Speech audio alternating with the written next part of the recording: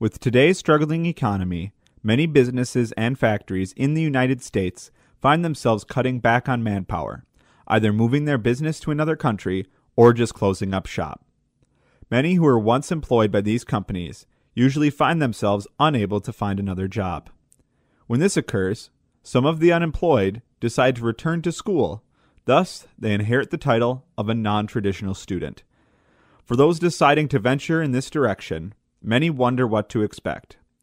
Tim Thiede is a non-traditional student at the University of Wisconsin-Oshkosh. He shares with us his life experience as a non-traditional student. If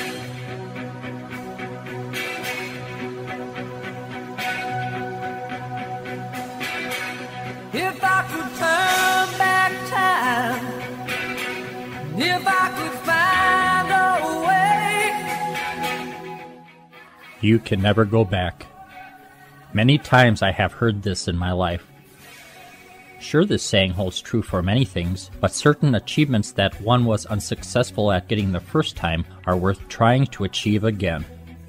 Returning to college after being out of school for 25 plus years, like I am doing, proves that you can go back, thus making the aforesaid saying untrue when it comes to achieving a dream. Before I tell you my experiences as a non-traditional student, I would like to share with you what made me want to go to college and earn a degree in radio, TV, film. This should help shed light on why I am living this dream.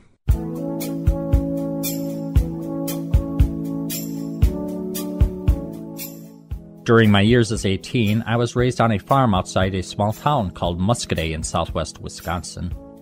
Living on a farm was great, but when evening rolled around, there was not much to do outside, so I had to turn to indoor activities. In the 70s, we only had 4 television stations to watch. There were no computers, no video games, but yes, the telephone was invented at the time, and no, I did not spend my spare time writing on cave walls. Anyways, with 3 brothers and 2 sisters, it was difficult to watch what you wanted to on television, so I usually resorted to my room and turned on a small transistor radio which would pick up the AM signal the best. I started to gain interest in radio from listening to Larry Lujak on WLS out of Chicago. As the years went on, other things helped this interest grow, but I really gained interest from a television program called WKRP in Cincinnati. There I decided what I wanted to be. I wanted to be the next Dr. Johnny Fever. It blew my other dream of being a professional singer away, which is good because at the time I do not think everyone would have been ready for the first William Hung.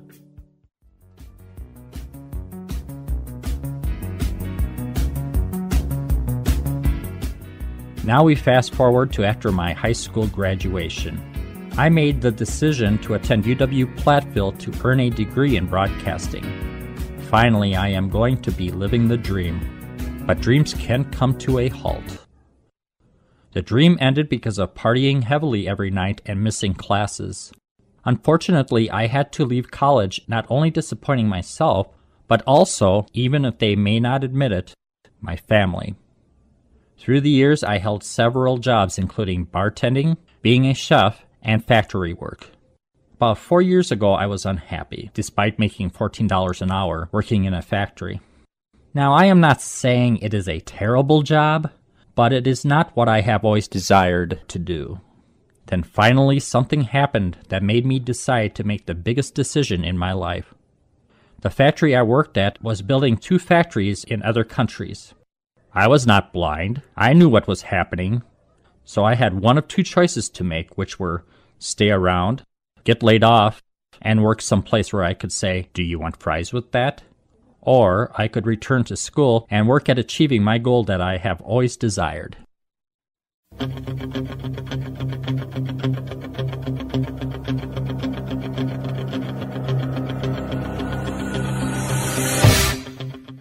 So here I am today, the old man on campus, majoring in radio, TV, film.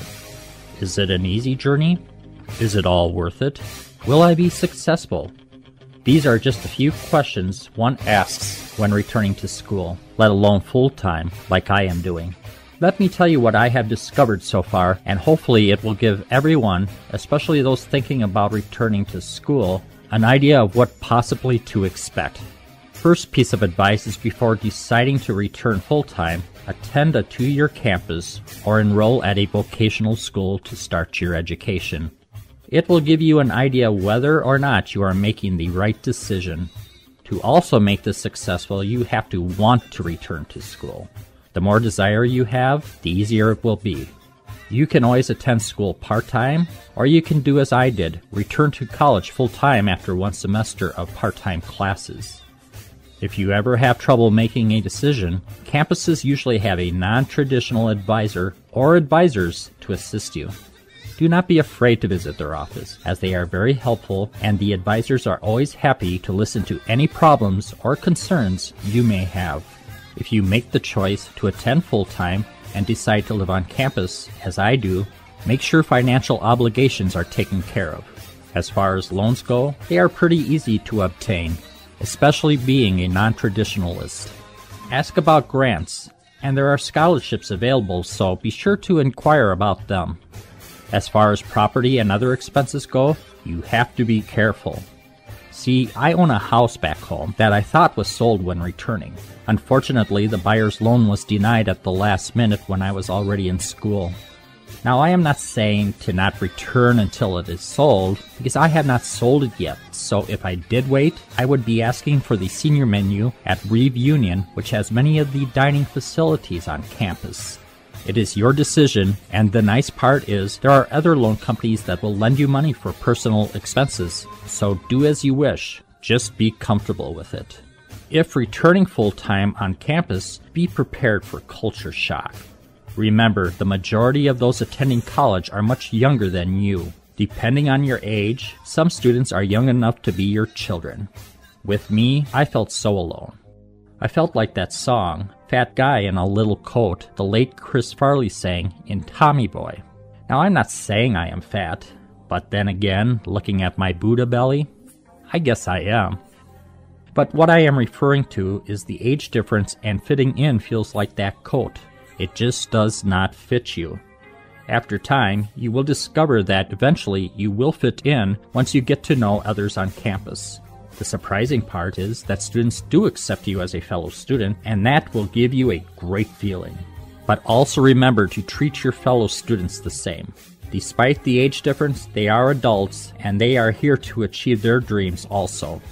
One of the biggest ways to feel more comfortable on campus is get involved. There are plenty of organizations to join to help you feel part of your university. It is especially good to get involved in an organization which is beneficial to your major or minor. There also is a non-traditional students group on most campuses. When you are in class, it also helps if you participate. One way is to share things you have knowledge of relating to the topic.